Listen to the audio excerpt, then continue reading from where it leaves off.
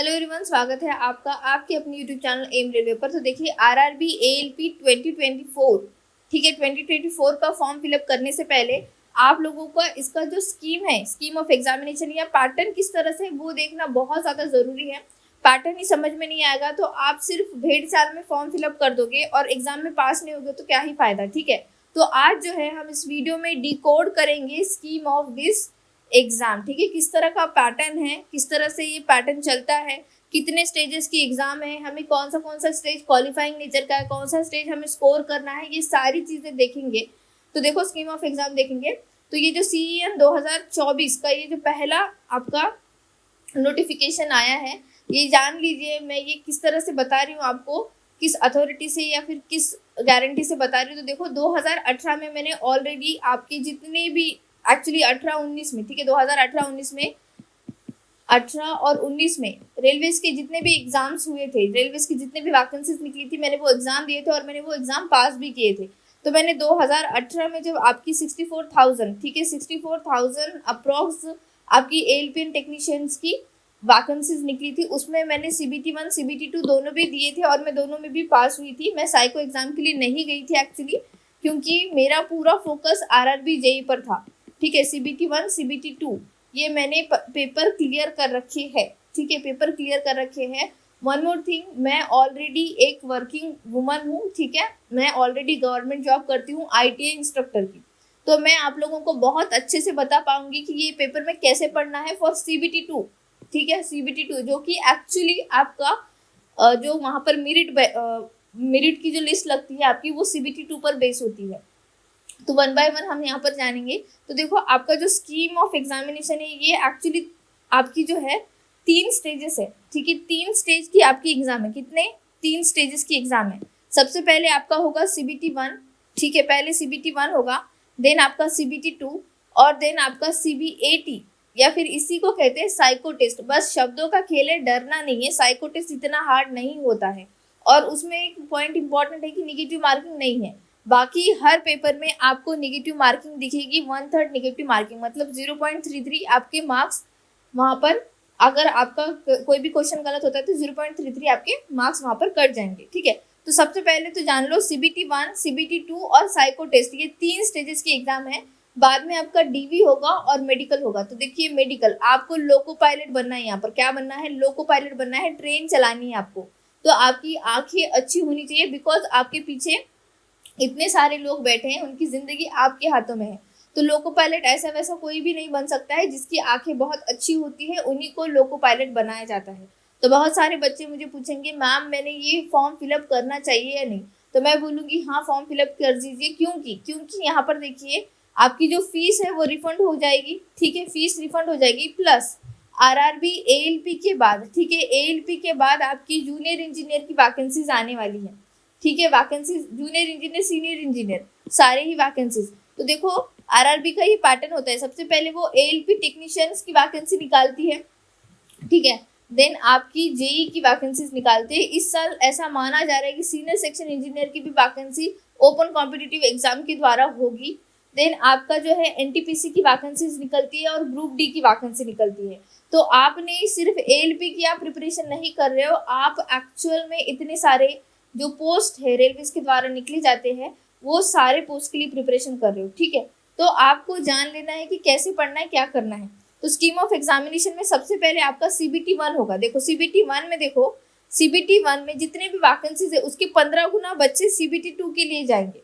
तो CBT 1 का कुछ इस तरह से है। यहाँ पर CBT 1 का पैटर्न निकाल लेते हैं हम लोग। देखो यहाँ पर CBT 1 ये आपका सिर्फ और सिर्फ क्वालिफाइंग नेचर का है, या फिर मैं ये कहूँ कि 100 आपके जो है 75 क्वेश्चंस आएंगे। कितने आएंगे?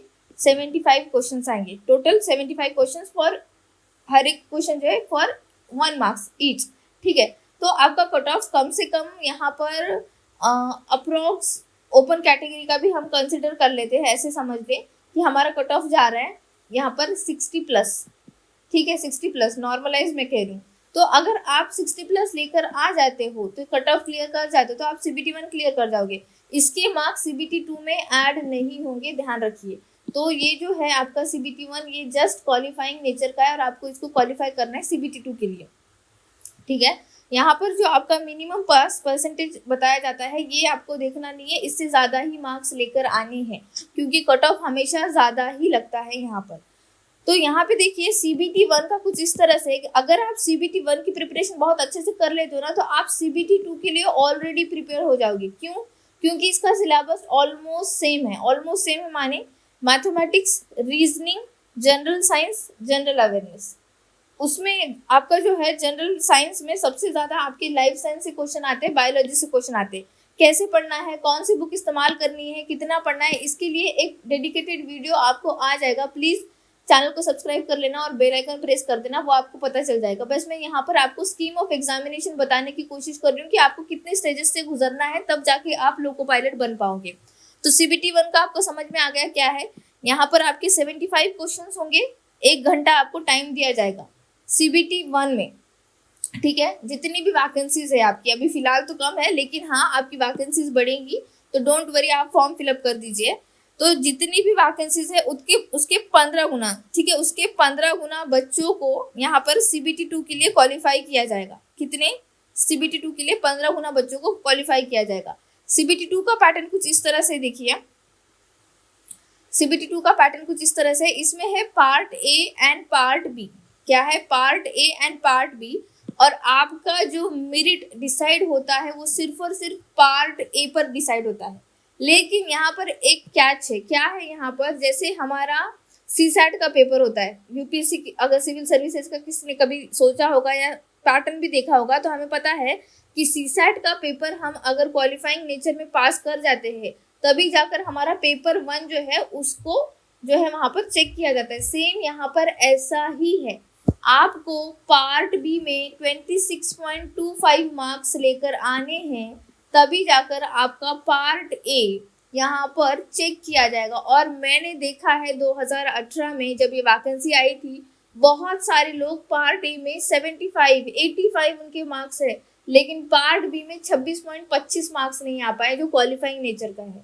और मैं आपको बता दूं, मैं खुद एक IT इंस्ट्रक्टर हूँ, तो आपको कौन सा सब्जेक्ट लेना है ये भी मैं इसी वीडियो में आपको बता देती हूँ, ताकि आने वाले टाइम में जब CBT 2 का फॉर्म फिलअप करेंगे तो आप गलती ना कीजिए जिस तरह से उस टाइम पे बहुत सारे लोगों ने गलती की थी। तो देखिए कुछ इस तरह से इसका पैटर्न है। पार्ट A जो है ये 90 मिनट्स का है, टोटल 100 क्वेश्चन है। कितने? टोटल 100 क्वेश्चन है। पार्ट B में 60 मिनट्स का, ये 1 घंटे का है और टोटल 75 क्वेश्चन है। इसमें से आपको कितने मार्क्स लेकर आना है? 26.25। ठीक है, लगता है बहुत आसान होगा 26.25 लाना, लेकिन मैंने देखा है बहुत सारे लोग इसमें पास नहीं हो पाए थे। ठीक है, तो देखिए CBT 2 का पार्ट A का सिलेबस सेम ही है, कुछ नहीं है। मैथमेटिक्स है, जनरल इंटेलिजेंस माने रीजनिंग आपकी बेसिक साइंस है। ठीक है, ये है आपका बेसिक साइंस एंड इंजीनियरिंग। तो इसमें क्या होता है एक्चुअली, देखो बच्चों, यहाँ पर ऐसा है ना, ये दे देते हैं ऐसे बेसिक साइंस और ये करके, लेकिन नॉर्मली ये लोग साइंस का ही क्वेश्चन ज़्यादा पूछते हैं। जो हमारी नॉर्मल जनरल साइंस है ना, उसी का ज़्यादा क्वेश्चन पूछते हैं। तो ये भी टॉपिक मैं आपको पढ़ा दूंगी, डोंट वरी अबाउट इट। ठीक है, सिर्फ आपको चैनल को सब्सक्राइब करना है। देन पार्ट B का सिलेबस कुछ इस तरह से है कि ITI पर, ठीक है, ITI के बहुत सारे सब्जेक्ट्स यहाँ पर दे रखे हैं, उसमें से कोई भी आप एक सब्जेक्ट चूज कर सकते हो। जैसे अगर कोई मैकेनिकल इंजीनियर इसके लिए फॉर्म फिलअप कर रहा है, ठीक है, मैकेनिकल इंजीनियर इसके लिए कोई फॉर्म फिलअप कर रहा है, तो वो fitter, mechanic, motor vehicle, tractor mechanic, diesel, Turner, machinist, RAC, ठीक है, हीट इंजन, मिल राइट, मेंटेनेंस मैकेनिक, इसमें से कोई भी एक सब्जेक्ट चूज कर सकता है। तो मैं आप लोगों से रिक्वेस्ट करूंगी, प्लीज प्लीज प्लीज सिर्फ और सिर्फ फिटर ये सब्जेक्ट चूज कीजिए। वाई? क्योंकि फिटर का कंटेंट इतना ज़्यादा अवेलेबल है कि आपको किसी तरह की कोई भी दिक्कत नहीं होगी 26 मार्क्स लाने में। 27 मार्क्स लाने हैं आपको सिर्फ 75 में से, तो 27 मार्क्स अगर आपको लाने हैं तो ऐसा सब्जेक्ट चूज कीजिए जिसका मटेरियल अवेलेबल है, जो सब्जेक्ट बहुत ईजी है, आपको अच्छे से समझ में भी आ जाएगा अगर आप खुद भी पढ़ोगे तो। ठीक है, इसके रिगार्डिंग वीडियोस आ जाएंगे CBT 2 में। बस अभी यहाँ पर आपको बस इतना ध्यान रखना है कि आपको लेना कौन सा सब्जेक्ट है। बाकी इलेक्ट्रिकल इंजीनियरिंग में मैं आपको बता दूं, इलेक्ट्रिशियन यही सब्जेक्ट लो प्लीज़, कोई भी फैंसी सब्जेक्ट मत लेना। क्या हुआ था मैं बताती हूँ आपको। CBT 2 के फॉर्म फिलअप के टाइम पर आपको यहाँ पर फिर से ऑप्शन देते हैं। जब CBT 2 आप फॉर्म फिलअप करते हो तो बहुत सारे बच्चों ने स्टार्टिंग में फिटर ये सब्जेक्ट ऐड किया था, लेकिन थोड़े दिनों के बाद ही एडिट का ऑप्शन आ गया था। तो एडिट ऑप्शन में लोगों ने क्या किया, RAC या फिर मोटर मैकेनिक, ऐसे टर्नर, मशीनिस्ट, ऐसे सब्जेक्ट ले लिए चेंज करके, और वहीं पर बहुत बड़ी गलती हो गई क्योंकि इन्होंने बहुत अच्छे क्वेश्चंस पूछ लिए थे। तो फिटर एक ऐसा सब्जेक्ट है जहाँ पर अच्छे क्वेश्चंस बन भी जाएंगे ना तो भी दिक्कत नहीं होगी, क्योंकि फिटर बहुत आसान है। ठीक है, फिटर बहुत आसान है, मैं खुद पढ़ा दूंगी आप लोगों को। तो देखिए, इलेक्ट्रिकल इंजीनियरिंग के लिए मैं बता दूं, इलेक्ट्रिशियन ये सब्जेक्ट लेना है आपको। इलेक्ट्रॉनिक्स वालों के लिए इलेक्ट्रॉनिक्स मैकेनिक, इसके बुक्स अवेलेबल है। देन आपका जो ऑटोमोबाइल है उनके लिए मैं आप लोगों को निवेदन करती हूँ, प्लीज RAC वगैरह मत लीजिए। मैकेनिक, मोटर व्हीकल, MMV जिसे कहते हैं, वो आपको सब्जेक्ट चूज करना है। ठीक है, तो देखिए यहाँ पर स्कीम ऑफ एग्जामिनेशन बताते बताते मैं आप लोगों को टॉपिक भी बताते चल रही हूँ कि कैसे करना है, क्या करना है। तो हमने 2 स्टेजेस यहाँ पर देख लिए, CBT 1, CBT 2। तो CBT 2 में जो पार्ट ए है वही आपका एक्चुअली, ठीक है, वही आपका एक्चुअली डिसाइडिंग फैक्टर है। ठीक है, वही डिसाइडिंग फैक्टर है। तो अगर आपको 100 मार्क्स, यहाँ पर 100 मार्क्स है आपके, ठीक है, 100 मार्क्स है, इसमें से अगर आपको 70 मार्क्स गिरते हैं, ठीक है, आप 70 मार्क्स लेकर आते हो 100 में से, तो इसका ओनली 70% ही कंसिडर किया जाएगा। ठीक है, इसका ओनली 70% ही कंसिडर किया जाएगा। CBT 2 प्लस साइको एग्जाम की 30% आपका ऐड करने के बाद ही आपकी जो है मेरिट लिस्ट लगती है। ठीक है, मेरिट लिस्ट आती है। तो ध्यान दीजिए, जितना ज़्यादा हो सकता है उतना यहाँ आपको स्कोर करना है CBT 2 में। ठीक है, CBT 2 में तो यहाँ पर क्या होता है, CBT 2 में जितने भी लोग बैठते हैं और जितनी वैकेंसीज है उसके 8 टाइम्स बच्चे बुलाए जाते हैं साइको टेस्ट के लिए। साइको टेस्ट बहुत आसान होती है, आपको डरना नहीं है।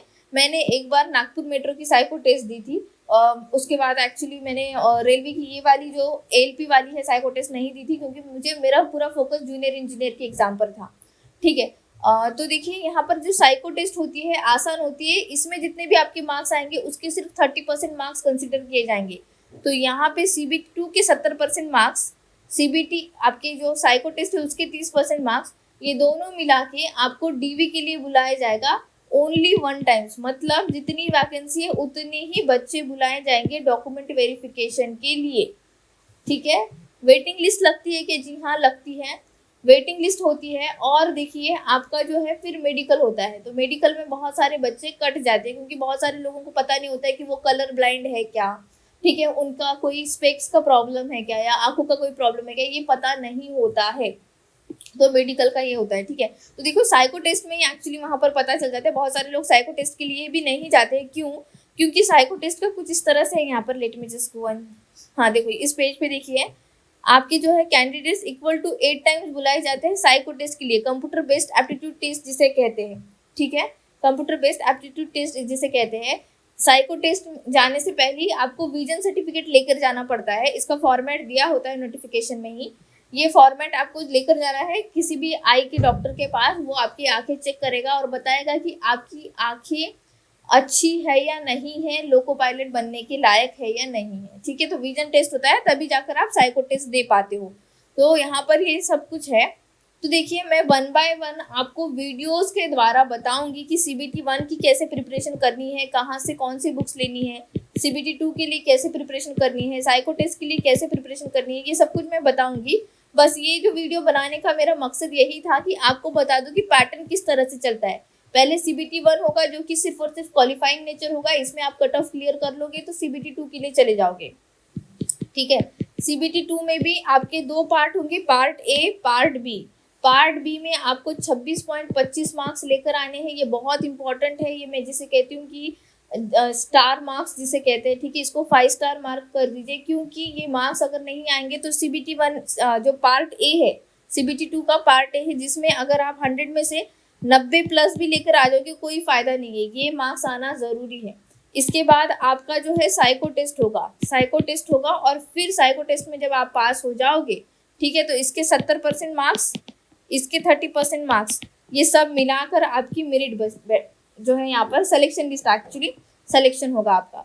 तो ALP बनने के लिए आपको 3 स्टेजेस से होकर गुजरना है। ठीक है, 3 स्टेजेस से होकर गुजरना है। 1 बाय 1 सब कुछ हम जानेंगे। कौन सा टॉपिक मैं शुरू करूंगी चैनल पे वो भी मैं आपको बताऊंगी, लेकिन फिलहाल के लिए आपको स्कीम ऑफ एग्जामिनेशन जानना ज़रूरी है। अच्छा, बहुत सारे लोगों को ये भी कंफ्यूजन होता है कि मैम हम सिविल इंजीनियर है, ठीक है, क्या हम इसका फॉर्म फिलअप कर सकते? तो नहीं, आप लोगों के लिए नहीं होता है बच्चों। ये कौन इसके लिए एलिजिबल होता है मैं बता दूं आप लोगों को। तो एलिजिबल होते हैं यहाँ पर ITI, ठीक है, जिन्होंने 10th के बाद ITI कर रखा होगा, ठीक है, मैकेनिकल इलेक्ट्रॉनिक्स, ठीक है, मैकेनिकल इलेक्ट्रॉनिक्स, इलेक्ट्रिकल, आपका जो इलेक्ट्रिशियन वाला होता है, ठीक है, इसमें अगर आपने कर रखा होगा तो आप यहाँ पर एलिजिबल हो। दूसरा, यहाँ पर 10th के बाद बहुत सारे लोग जो है डिप्लोमा करते हैं, ठीक है, डिप्लोमा करते हैं, ये लोग भी एलिजिबल है। या फिर 10th के बाद आप लोग डिप्लोमा या फिर डिग्री, ये लोग भी एलिजिबल है। यहाँ पर आपको सब कुछ दिया गया है कि भाई कौन से जो है ब्रांच के लोग यहाँ पर एलिजिबल है। तो इलेक्ट्रिकल इंजीनियरिंग या कॉम्बिनेशन अलाइड ब्रांचेस भी एलिजिबल है। जैसे प्रोडक्शन इंजीनियरिंग होता है, मैकेनिकल इंजीनियरिंग का ही अलाइड होता है प्रोडक्शन इंजीनियरिंग, जहाँ से मैंने अपनी इंजीनियरिंग कर रखी है। ऑटोमोबाइल इंजीनियरिंग ये अलाइड ब्रांच है, ठीक है। इंस्ट्रूमेंटेशन भी होती है, ये भी इसकी अलाइड ब्रांच है। तो अलाइड ब्रांचेस भी यहाँ पर एलिजिबल होते हैं। जो फ्रेशर्स है वो जान लीजिए, अलाइड ब्रांचेस भी यहाँ पर एलिजिबल होते हैं, आपको फॉर्म फिलअप करना है। तो electrical engineering and allied branches, electronics engineering and allied branches, mechanical engineering and allied branches, and automobile engineering और इसके अलाइड ब्रांचेस। तो आप लोग यहाँ पर फॉर्म फिलअप कर सकते हो। और ये जो है स्क्रीनशॉट निकाल लीजिए प्लीज, इस वीडियो का यहाँ पर स्क्रीनशॉट निकाल लीजिए, तो आपको पता चल जाएगा कि आपको कौन सा ट्रेड चूज करना है CBT 2 पार्ट बी के लिए, ठीक है। कभी कभी बच्चा भूल जाता है, तो ध्यान रखिए ये यहाँ पर सिचुएशन है आपकी। तो कल जो वीडियो आएगा आपका इसके बाद, उसमें मैं बताऊंगी CBT 1 के लिए, ठीक है, CBT 1 के लिए बेस्ट रिसोर्सेस, ठीक है, best resources, books, free vibe, आपका जो है फ्री यूट्यूब चैनल्स जहाँ पर अच्छा पढ़ाया जाता है, प्लस यहाँ पर आपको PYP भी मैं कहाँ से लेने हैं वो भी बताऊंगी। हाँ, one more thing please, test series आपको लगाने ही लगाने हैं, टेस्ट सीरीज लगानी है आपको। और इंडिया में सबसे बेहतरीन टेस्ट सीरीज मैं आपको बता दूं, मैंने खुद ने इस टेस्टबुक.com, ठीक है, या फिर आप टेस्टबुक का एप्लीकेशन डाउनलोड कर लीजिए। मैंने खुद ने ये टेस्ट सीरीज बहुत सारे लगा रखे हैं टेक्स्ट बुक पे। मैंने RRB JEE के लिए भी यही प्लेटफॉर्म यूज़ किया था, ठीक है, मैंने RRB JEE भी क्लियर कर रखा है। ALP के लिए भी मैंने यही प्लेटफॉर्म यूज़ किया था। SSC JEE के लिए भी मैंने यही प्लेटफॉर्म यूज़ किया था। इवन जो जॉब मैं कर रही हूँ ITI इंस्ट्रक्टर, ठीक है, महाराष्ट्र में ITI इंस्ट्रक्टर की जो जॉब मैं कर रही हूँ यहाँ पर महाराष्ट्र में, इसके लिए भी ये भी एग्ज़ाम क्लियर करने के लिए मैंने टेक्स्ट बुक की ही हेल्प ली थी, ठीक है, टेस्ट सीरीज लगाई थी मैंने। यहाँ पर कोर्स वगैरह परचेस नहीं किया था ऑनेस्टली स्पीकिंग, लेकिन मैंने टेस्ट सीरीज यहाँ पर लगाई थी। तो प्लीज़ आप टेस्ट सीरीज के लिए टेक्स्ट बुक पर निर्भर हो सकते हो, ये मैं गारंटी देती हूँ यहाँ पर। प्लस यहाँ पर अगर आप एक कोड यूज़ कर लेते हो CTMV7N, तो आपको 10% डिस्काउंट मिल जाएगा अगर आप फर्स्ट टाइम यूज़र हो तो, ठीक है। फर्स्ट टाइम यूज़र माने पहली बार अगर टेक्स्ट बुक आप इस्तेमाल कर रहे हो तो ये आपको कोड यूज़ करना है, इससे जो है आपको तुरंत डिस्काउंट मिल जाएगा। तो आज की क्लास में हमने देखा स्टेजेस, ठीक है, कितने स्टेजेस है, कितनी स्टेजेस क्लियर करनी है, तब जाके आप ALP बन पाओगे, असिस्टेंट लोको पायलट बन पाओगे, इसके बारे में देखा है। कल की क्लास में आपको रिसोर्सेज के बारे में देखने को मिलेगा, बुक्स एंड ऑल। एंड उसके बाद की जो क्लास है उसमें डायरेक्टली हम जो है सब्जेक्ट स्टार्ट कर देंगे, ठीक है, सब्जेक्ट स्टार्ट कर देंगे। देखते हैं कौन सा सब्जेक्ट हम सबसे पहले पढ़ाएंगे। Okay, thank you so much for watching. Please subscribe my channel, share this video, like this video, and please keep revising. Thank you.